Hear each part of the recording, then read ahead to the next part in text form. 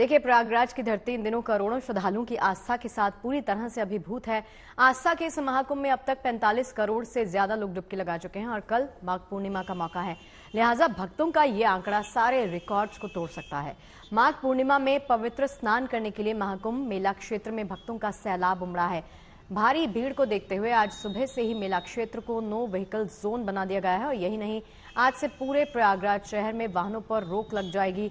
Record भक्तों के पहुंचने की वजह से प्रबंधन ने अभी से कमर कस ली है। प्रशासन से लेकर शासन सभी प्रयाग नगरी में भीड़ को काबू करने के लिए पूरी तरह से कंट्रोल में है और इंतजाम कर दिए गए हैं। महाकुंभ में भारी जाम को लेकर सीएम योगी ने अधिकारियों के साथ एक समीक्षा बैठक भी की है। तो तस्वीरें आपको दिखा रहे हैं। देखिए, 4 तस्वीरें आपकी टीवी स्क्रीन पर हैं। महाकुंभ में देखिए ट्रैफिक की व्यवस्था जिससे तमाम श्रद्धालु दो चार हो रहे हैं, उसको कंट्रोल में करने के लिए तमाम टीमें 24/7 ग्राउंड पर मुस्तैद हैं। माघ पूर्णिमा का मौका है, जैसे कि आप सभी जानते हैं कि माघ का स्नान कल होने जा रहा है 12 फरवरी को। उसके मद्देनजर श्रद्धालुओं की बढ़ती हुई संख्या को देखते हुए तमाम इंतजाम किए गए हैं।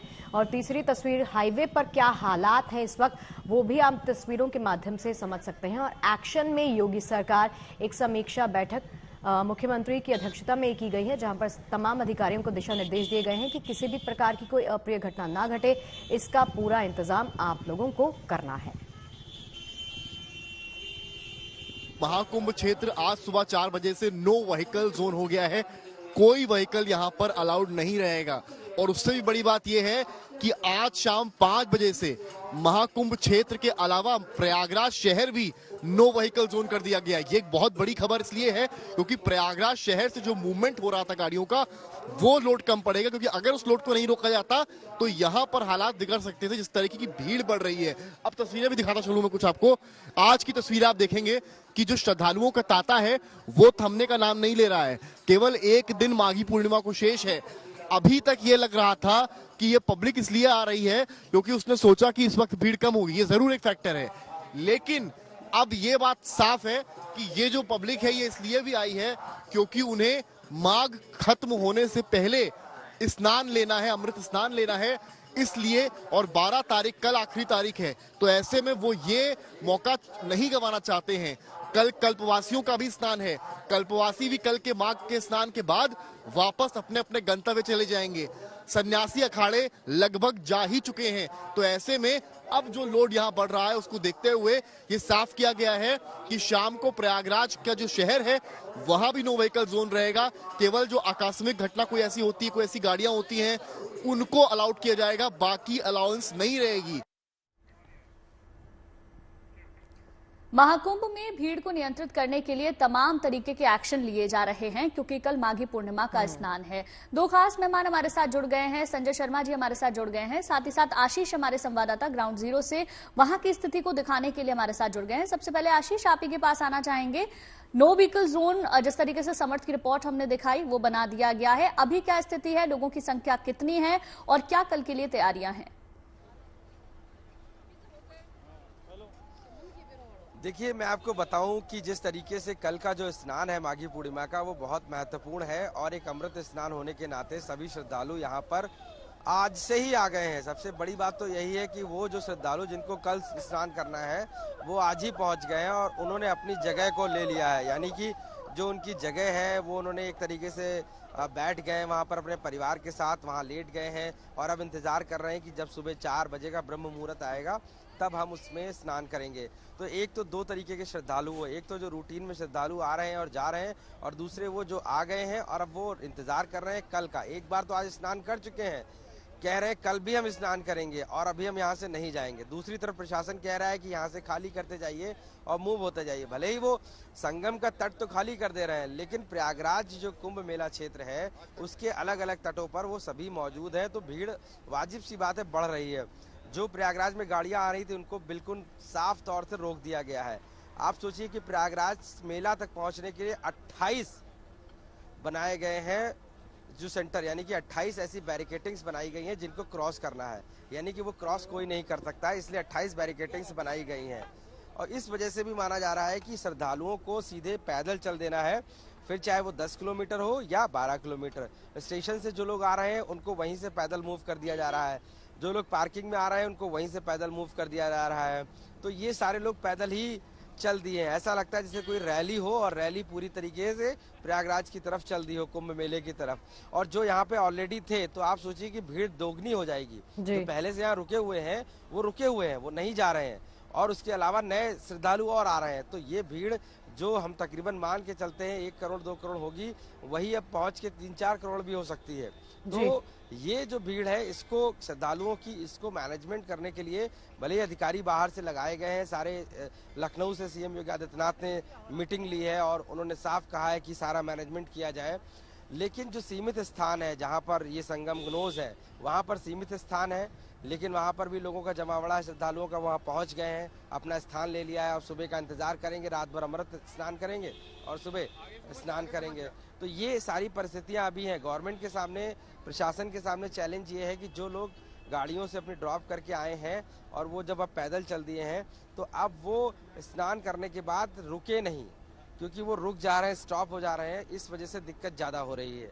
अब वहाँ से भले ही गाड़ियाँ जो ट्रैफिक जैम में फंस गई हैं, वो भी काफ़ी लोगों के लिए दिक्कत है कि उनको माघ पूर्णिमा का स्नान करना है, लेकिन यहाँ की जो कैपेसिटी है उसके हिसाब से प्रशासन ने रोका हुआ है कि अभी और गाड़ियाँ नहीं भेजी जा सकती। एक बार में तकरीबन 5000 गाड़ियाँ हैं वो छोड़ते हैं और उसके बाद 5000 गाड़ियाँ फिर छोड़ी जाती हैं। इस तरीके का उन्होंने सिस्टमैटिक तौर से शहर के बाहर से जो आ रहे हैं, अलग अलग स्टेट से, अलग अलग जिलों से, वहां पर एक सिस्टम बना रखा है। चलिए तो आशीष, लौटती हूँ आपके पास जी, और भी कई सारे सवाल हैं आपसे पूछने के लिए। लौटती हूँ, संजय जी भी बने हुए हैं हमारे साथ।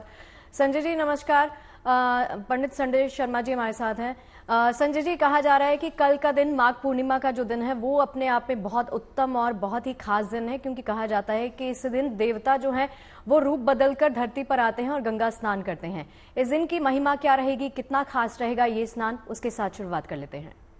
जी देखो, ये दिन एक ऐसा दिन है जब महाकुंभ भी चल रहा है और माघ की पूर्णिमा का दिन है। और पूर्णिमा का अर्थ है जो संपूर्ण हो, और उस दिन भगवान जो है पृथ्वी पर वास भी करते हैं और आते हैं, और ये कल्पवास का समय भी चल रहा है। जी संजय जी बोलिए। जी, कल्पवास का जो है समय चल रहा है, जिस कारण से जो है इस वक्त जो स्नान किया जाता है, कहते हैं कि जो भी बैकुंठ धाम या देवलोक को जाना चाहता है या मोक्ष की प्राप्ति करना चाहता है, तो मोक्ष की प्राप्ति के कारण जो है आज का दिन जो स्नान कर लेता है उसको सीधा मोक्ष की प्राप्ति होती है और वो भगवान में जो है समर्पित हो जाता है। तो इस दिन कहते हैं गंगा यमुना सरस्वती जो तीनों नदियों का स्वरूप है, कहते हैं कि गंगा को कर्म का प्रतीक माना गया है, यमुना को भक्ति का प्रतीक और सरस्वती को ज्ञान का प्रतीक और वैराग्य का प्रतीक। तो जो व्यक्ति ज्ञान, वैराग्य इन सबसे ऊपर उठ करके स्नान कर लेता है और इस पावन पर्व पर जब स्नान कर लेता है तो उसके जीवन में सभी सुखों की प्राप्ति होती है और इस जन्म में भी और अगले जन्मों तक जो है वो भगवान के समीप हो जाता है और मोक्ष की प्राप्ति कर लेता है। और हर व्यक्ति की इच्छा यही है कि वो परमात्मा के समर्पित हो जाए और मोक्ष को धारण कर ले। तो ये समय एक ऐसा समय है और जिसमें माघ पूर्णिमा जो है 11 तारीख से शाम से ही प्रारंभ हो रही है, 6 बजे से 6:33 से, और अगले दिन 19:34 तक रहेगी 12 तारीख तक। तो ये दिन बड़ा महत्वपूर्ण दिन है और इसमें अगर आप अमृत स्नान कर लेते हैं, क्योंकि भगवान जो अमृत की वर्षा कर रहे होते हैं इस वक्त, तो इसमें स्नान करने से आपका शारीरिक, मानसिक, भौतिक सभी प्रकार के कलेशों से मुक्ति मिलती है, आपके जीवन में आनंद का अनुभव होता है। और कहा जाता है कि जो गंगा में नहाए सब पाप तर जाए। तो सारे पापों से निवृत्ति के लिए आप जो है स्नान को कर सकते हैं और इससे आपका जीवन जो है सार्थक हो जाता है। और इसमें स्नान के साथ में जो है दान का भी बड़ा भारी महत्व है। जिन लोगों को संतान प्राप्ति नहीं होती वो फल का दान कर सकते हैं, जिनके जीवन में बहुत ज्यादा अड़चने आ रही है उनको गुड़ का दान करना चाहिए। तो ये दान पुण्य करने से कहते हैं कि कलयुग में दान, पुण्य, स्नान, ध्यान, योग, साधना, ये सब जो हम करते हैं उससे हमें पुण्य की प्राप्ति होती है। उस पुण्य से हमारा जीवन सार्थक हो जाता है, जितने भी हमारे पाप कर्म है वो सब दूर हो जाते हैं। और जब हम स्नान कर लेते हैं तो हमारी आत्मा जो सोल है वो पवित्र हो जाती है और उसके बाद हमें जो है ध्यान, मेडिटेशन करके, योग, साधना करके भगवान के समीप जाना। संजय जी लौटते हैं आपके पास। एक सवाल है मेरा आशीष से। आशीष, मेरा सवाल आपसे ये है, जैसे आपने कहा कि जो भी श्रद्धालु यहाँ पर पहुंच गए हैं उन्होंने अपना स्थान ग्रहण कर लिया है, ये चीज अलाउ की गई है प्रशासन की तरफ से कि आप जहां पर हैं अपना स्थान ले सकते हैं, या फिर उनको मना किया जाता है, ये समझना चाहती हूं मैं। देखिए, ये चीज बिल्कुल भी प्रशासन ने अलाउ नहीं की है। अलाउ लगातार अनाउंसमेंट भी कर रहा है। प्रशासन कह रहा है कि आप लोग संगम स्थान छोड़ दीजिए, लेकिन श्रद्धालु नहीं जाना चाह रहा है, वो रुकना चाह रहा है। वो आज भी नहा स्नान किया है और कह रहा है कल भी। मैंने अभी एक बात की थी श्रद्धालु से, उन्होंने कहा कि हम स्नान कर चुके हैं, अभी लेटे हुए हनुमान मंदिर के स्नान करेंगे और उसके बाद फिर कल सुबह स्नान करेंगे, तब जाएंगे हम आराम से। तो सोचिए, अगर एक बार कुंभ में यहाँ आ गया है कोई, तो वो कल का स्नान नहीं छोड़ेगा। तो सोचिए, जो आज की जो भीड़ है वो भीड़ पूरी कल की डाइवर्ट होगी। तो एक से जो 1 गुना भीड़ होती है वही अब 2 गुना हो जाएगी। प्रशासन के सामने चुनौती बहुत बड़ी ये है कि जो स्नान करने के लिए कल आ रहे हैं लोग, जो माघी पूर्णिमा में स्नान करने आ रहे हैं, वो तो ठीक है, श्रद्धालु का एक लिमिटेड रेशियो होगा, लेकिन जो ऑलरेडी यहाँ पर रुक गए हैं, अब जा नहीं रहे वापस, तो प्रशासन उनको बाहर नहीं निकाल सकता है। सबसे बड़ी प्रॉब्लम ये है कि ऑलरेडी जो पैक्ड है यहाँ पर मेला, उस मेला को पैक्ड को खाली भी करना पड़ेगा। वो खाली नहीं हो पा रहा है, वो दिक्कत ज्यादा प्रशासन के सामने है। इस वजह से अब चुनौतियां बढ़ गई है। तो जब बाहर से लोग आ रहे हैं माघी पूर्णिमा स्पेशल स्नान करने, उनको ही रोक दिया जा रहा है बाहर बॉर्डर पे या कहीं भी कि आप लोग अंदर मत जाइए, क्योंकि ऑलरेडी पैक्ड है।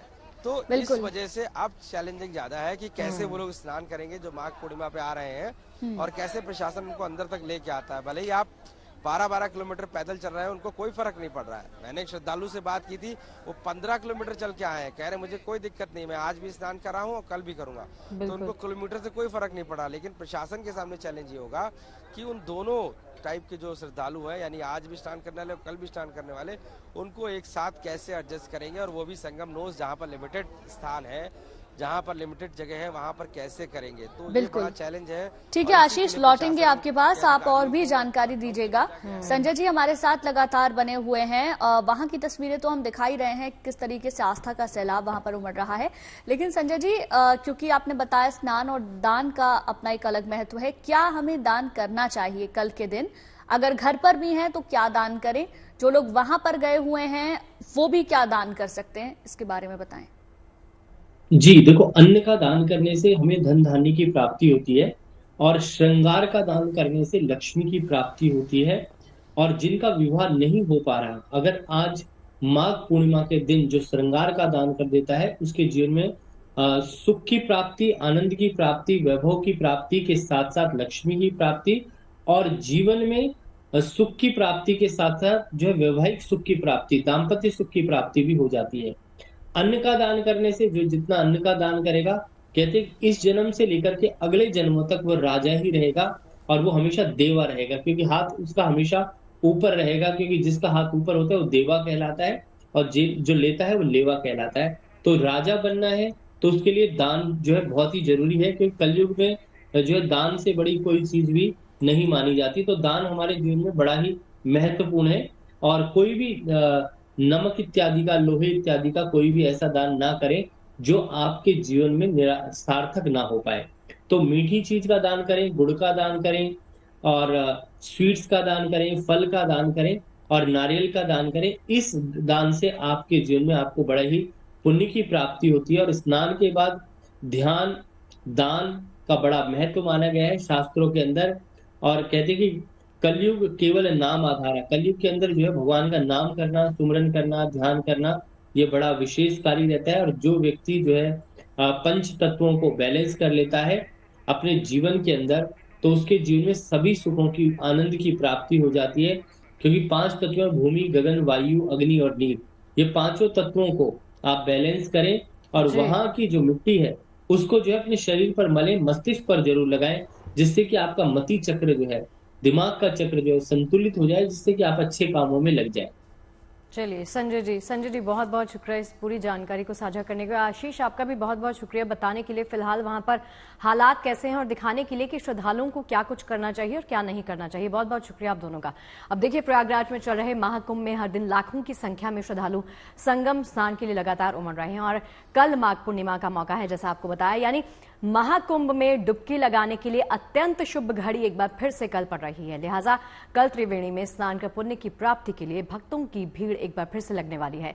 देखा जाए वो एक दिन पहले से ही श्रद्धालुओं का सैलाब उमड़ पड़ा है। लिहाजा प्रशासन रिएक्शन मोड में आ गया है ताकि प्रयागराज आ रहे लोगों को कोई परेशानी ना हो, उनको कोई दिक्कत ना हो। प्रयागराज जाने के लिए झांसी रेलवे स्टेशन पर लोगों की भारी भीड़ लगी है। झांसी रेलवे स्टेशन पर हर घंटे स्पेशल ट्रेन चलाकर श्रद्धालुओं को प्रयागराज भेजा जा रहा है और वहीं दूसरी तरफ लाइनें लगाकर उन्हें कोच में बैठाने की व्यवस्था भी की गई है, जिससे भगदड़ जैसे हालात ना हो। अररिया में भीड़ की कुछ ऐसी ही तस्वीर देखी जा सकती है। जोगबनी से आनंद विहार दिल्ली जाने वाली सीमांचल एक्सप्रेसवे में फारबिसगंज रेलवे स्टेशन पर कुंभ यात्रियों की भीड़ उमड़ पड़ी।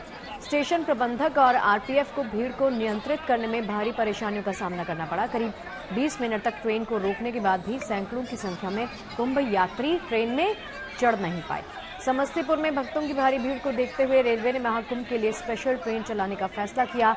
तो समस्तीपुर रेल मंडल के रक्सौल, दरभंगा, जयनगर, सहरसा से कुंभ मेला स्पेशल ट्रेनें चलेंगी। इसको लेकर रेलवे ने ट्रेनों की सूची के साथ साथ एक टाइम टेबल भी जारी कर दिया है श्रद्धालुओं के लिए।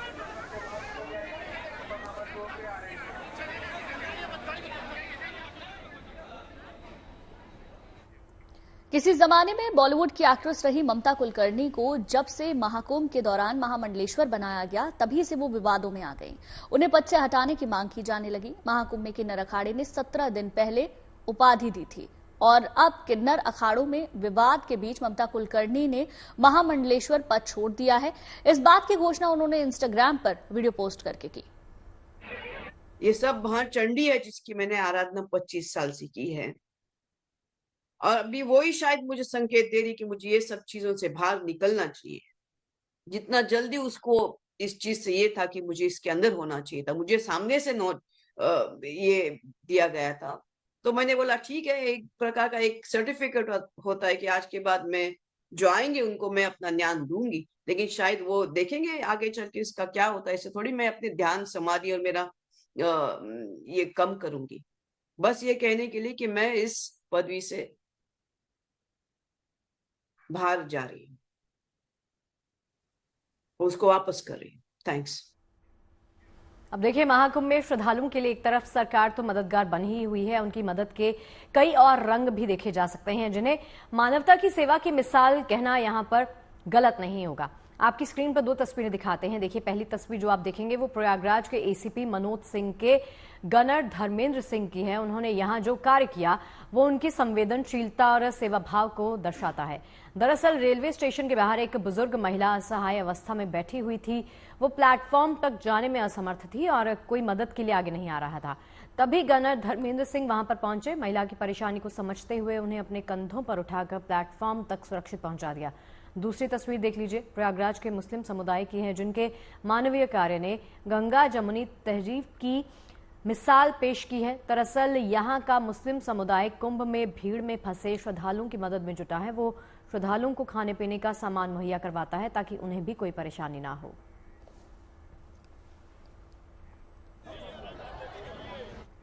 महाकुंभ 2025 में श्रद्धा और भक्ति का अनूठा संगम देखने को मिल रहा है। दूर दूर से श्रद्धालु प्रयागराज संगम में पुण्य स्नान करने और साधु संतों के दर्शन के लिए आ रहे हैं। इसी भक्ति की मिसाल पेश कर रहे हैं अलीगढ़ के रहने वाले 2 सगे भाई रामू और लखन, जो भगवान राम और लक्ष्मण के वेश में पदयात्रा कर प्रयागराज से होते हुए अयोध्या तक जाने का संकल्प लेकर निकले हैं। राम लक्ष्मण के वेश में निकले रामू और लखन 26 जनवरी को अलीगढ़ से पैदल निकले थे और अपनी यात्रा के 16वें दिन यानी कि कल कौशाम्बी पहुंचे। यहां स्थानीय श्रद्धालुओं ने उनका भव्य स्वागत किया। जैसे ही लोगों ने उन्हें राम लक्ष्मण के स्वरूप में देखा, जय श्री राम के नारों से पूरा माहौल गूंज उठा। लोग उनके चरण स्पर्श कर आशीर्वाद लेते नजर आए।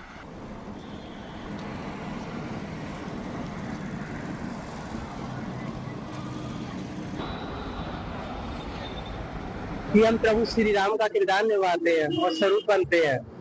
हम अलीगढ़ से प्रयागराज के लिए पद यात्रा कर रहे हैं। हम 26 जनवरी से चले हैं और 26 जनवरी से आज यहाँ पर आए हुए हैं। अब प्रयागराज पहुंचेंगे, कुंभ के लिए नहाएंगे, ऋषि मुनियों के दर्शन करेंगे, फिर वहां से नहा के स्नान करके फिर अयोध्या के लिए प्रस्थान करेंगे। ये आपके साथ में? हाँ, ये मेरे छोटे भाई लखन है।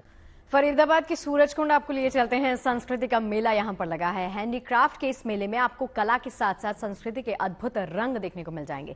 इस बार सूरजकुंड मेले में मेडागास्कर और बेलारूस समेत कई देशों के कलाकार पहुंचे हैं, जो अपने गीत, संगीत और कला से यहां आने वाले तमाम लोगों का एंटरटेनमेंट कर रहे हैं और अपने प्रोडक्ट्स भी साथ ही बेच रहे हैं। You play something for us? Beautiful song. तो बहुत ही खूबसूरत यहाँ पर म्यूजिक। देखिए, जब आप यहाँ पे आएंगे, आप बहुत सारी स्टेट्स को, अलग अलग स्टेट्स को देखेंगे। हर स्टेट अपनी तरफ से नई नई चीजें लेकर आए हैं और इस म्यूजिक को सुनने के लिए भी यहाँ लोगों की ठीक ठाक भीड़, अच्छी खासी भीड़ जुटती है। लोग जरूर यहाँ पर रुकते हैं देखने के लिए, सुनने के लिए कि आखिर ये किस तरह का म्यूजिक है। बहुत ही खूबसूरत है। कहाँ से आई हैं आप? मैं दिल्ली से ही आई हूँ। यहाँ कैसे रुके? म्यूजिक का बहुत शौक है मुझे। हाँ, कैसा लगा ये म्यूजिक? बहुत अच्छा लगा, इसीलिए अट्रैक्टेड होके आई। What is your name? पंखुड़ी। पंखुड़ी, आप यहाँ क्यों रुके आके? म्यूजिक अच्छा लगा? यस। अच्छा, सूरजकुंड पहली बार आए? नहीं, पहले आते रहे? बहुत बार आ चुके हैं। इस बार सबसे अच्छी चीज क्या लगी? सारी चीज अच्छी है। सारी चीजें अच्छी हैं। आप लोग को कैसा लगा म्यूजिक? हमें बहुत अच्छा लगा। तो जो लोग यहाँ आते हैं, यहाँ जरूर रुकते हैं। वाकई देखिए, बेहद खूबसूरत संगीत है। उनको बजाने वाले और उस इंस्ट्रूमेंट को तैयार करने वाले भी, देखिए, ये बिल्कुल नेचुरल तरीके से पूरा तैयार किया गया और यहाँ पर ये रखा भी गया कि अगर कोई बजा पाए, सिखाते भी हैं, बजा पाए तो बजा सकते हैं और ले जा भी सकते हैं। फिर जब आप यहाँ घूमते घूमते एक और जगह पहुंचेंगे तो आपको मिलेगा बेलारूस, और बेलारूस की बहुत ही खूबसूरत सी यहाँ पर महिलाएं हैं जो पहुंची हैं। और उसके अलावा क्या कुछ आया है बेलारूस से? बेलारूस से हमेशा एज यूजुअल जो ये कल्चरल प्रोग्राम्स लेकर आते हैं। इनके डांस है और इनका ट्रेडिशनल म्यूजिक है और सॉन्ग्स है। हमें सॉन्ग कौन सुनाएगा यहाँ? हमारे ये जो आर्टिस्ट हैं ये सुनाएंगे, ये डांस भी कर देंगे उस पे। ठीक है, माइक हैंड ओवर कर देते हैं, फिर इनको बोलिए जरा सुना दें और डांस भी कर दें। पेस न्यू निमनोस्का वमनादा पेट ई निमनोस्का तानिस निमनोस्का Гандо, коли волендаймо, поковали полежати, ми погуляємо.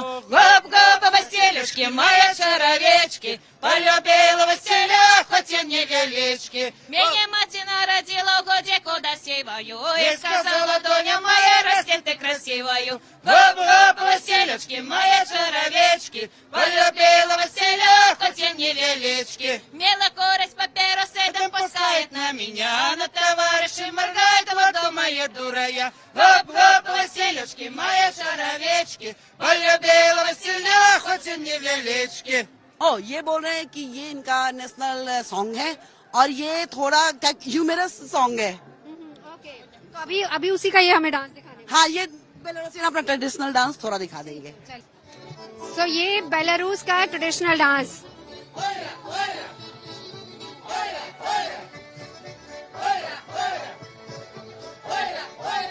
देखिए, डांस इतना बढ़िया और इतना खूबसूरत सा म्यूजिक है कि यहाँ सबसे ज्यादा भीड़ इधर लग गई है इसको देखने के लिए। मैंने कहा था ना कि संगीत है, सरहदें नहीं देखता है, संगीत की भाषा नहीं होती, हर कोई इसको जानता है, समझता है, महसूस करता है, और उसको महसूस करते हुए ये लोग यहाँ पर पहुंचे हैं।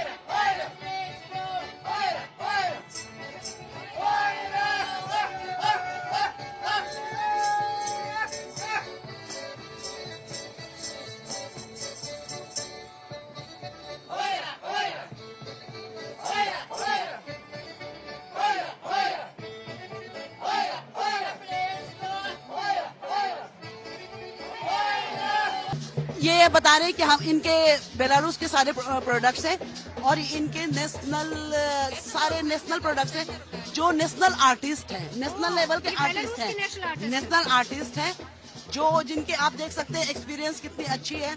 और ये सारे हैंडमेड प्रोडक्ट्स ये अपने बेलारूसियन प्रोडक्ट से ही बनाते हैं। ये जो आप देख रहे हैं ये वीट से बना हुआ है। अच्छा। वीट से, और ये उनका नेशनल मटेरियल जो होता है, ये बेल्ट है, नेशनल बेल्ट है, ये बेलारूसियन बेल्ट है। और ये आप बना रही हैं, ये आप देख सकते हैं, ये प्रोसेस आसान नहीं है, बट बड़ी मुश्किलों से, बट बनाने के बाद ये प्यारे प्यारे बेड्स ये बना रही हैं, इनका एक्सपीरियंस से पता चल सकता है कितने अच्छे बेड्स बना रही हैं। बिल्कुल बिल्कुल, ये हमारी रिपोर्टर हो गई, ये ट्रांसलेटर हैं। आपका नाम भी बता दीजिए। मैं डॉक्टर मधु। डॉक्टर मधु हमारे साथ हैं। Thank you so much doctor Madhu, आपने बेलारूस का कल्चर दिखाया, मुझे डांस भी सिखाया। थैंक यू आपका, थैंक यू। और चलिए अब आपको दिखाते हैं तमिलनाडु में मनाए जा रहे थाई पूसम त्योहार की एक झलक। ये एक प्रमुख हिंदू त्योहार है जो खासकर तमिल समुदाय द्वारा मनाया जाता है। ये त्योहार माघ माह के पूर्णिमा तिथि के मौके पर मनाया जाता है और विशेष रूप से भगवान मुरुगन की पूजा होती है। इस दिन भक्त तीर्थ स्थलों पर जाते हैं, व्रत रखते हैं और भगवान मुरुगन की आराधना करते हैं। इस त्योहार को तमिलनाडु व केरल के साथ साथ श्रीलंका, अफ्रीका, अमेरिका, थाईलैंड जैसे दूसरे देशों में भी तमिल समुदाय के लोग बहुत ही उल्लास और उत्साह के साथ मनाते हैं। देखिए तस्वीरें हम आपको दिखा रहे हैं, 3 तस्वीरें आप देख सकते हैं किस तरीके से लोगों का सैलाब यहाँ पर उमड़ पड़ा है। डिंडीगुल की ये दूसरी तस्वीर जिसमें कि थाई पूसम उत्सव मनाया जा रहा है। तिरुचिरापल्ली में भक्त भी उमड़े हैं। ये तीसरी तस्वीर में हम आपको दिखा रहे हैं। चलिए अब बात करेंगे प्रधानमंत्री नरेंद्र मोदी के फ्रांस दौरे की। फ्रांस की राजधानी पेरिस में एआई समिट होगा और इसी में शिरकत करने के लिए प्रधानमंत्री नरेंद्र मोदी पेरिस पहुंचे हैं। बीती रात फ्रांस की राजधानी पेरिस पहुंचने पर उनका जोरदार तरीके से स्वागत हुआ। पेरिस के ओर्ली एयरपोर्ट पर मोदी इंडियन कम्युनिटी के साथ मिले, जहां उनका स्वागत भारतीय अंदाज में किया गया। प्रधानमंत्री Narendra Modi Paris AI summit में शिरकत करने के लिए पहुंचे हैं। इस एआई समिट पर पूरी दुनिया की नजरें टिकी हुई हैं। प्रधानमंत्री नरेंद्र मोदी फ्रांसीसी राष्ट्रपति इमैनुअल मैक्रों के साथ इस एआई समिट की अध्यक्षता करेंगे। इस खास इवेंट में अमेरिका के वाइस प्रेसिडेंट जेडी वेंस भी मौजूद रहेंगे। इस समिट में एआई के बढ़ते उपयोग, क्षमताओं, चिंताओं पर दुनिया भर के नेता विचार विमर्श करेंगे। इसके साथ ही प्रोडक्टिविटी को बढ़ाने के लिए एआई के उपयोग पर चर्चा की जाएगी। इससे पहले प्रधानमंत्री मोदी के सम्मान में फ्रांस की सरकार ने एलिसी पैलेस में वीवीआईपी डिनर का आयोजन किया, जहां उनकी फ्रांस के राष्ट्रपति इमैनुअल मैक्रों से मुलाकात हुई। प्रधानमंत्री मोदी का उन्होंने बड़ी ही गर्मजोशी के साथ यहां पर स्वागत भी किया।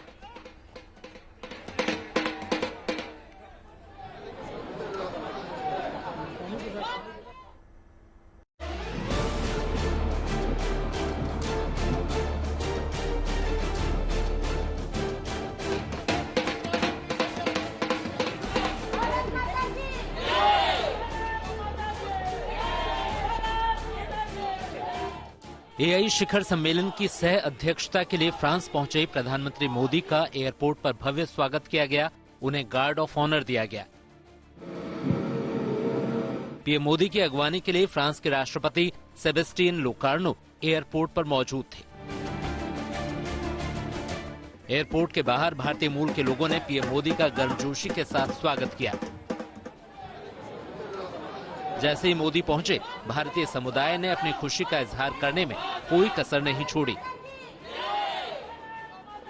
वंदे मातरम, भारत माता की जय और मोदी मोदी के नारों के साथ इन्होंने पीएम मोदी का स्वागत किया।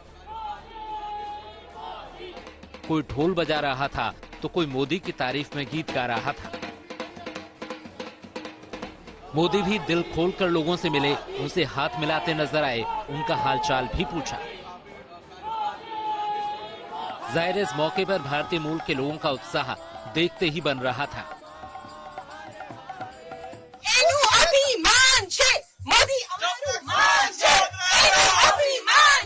मोदी हमारी शान है। हाथ मिलाया मोदी जी ने। हमें दाऊदी बोरा कम्युनिटी घना खुश है।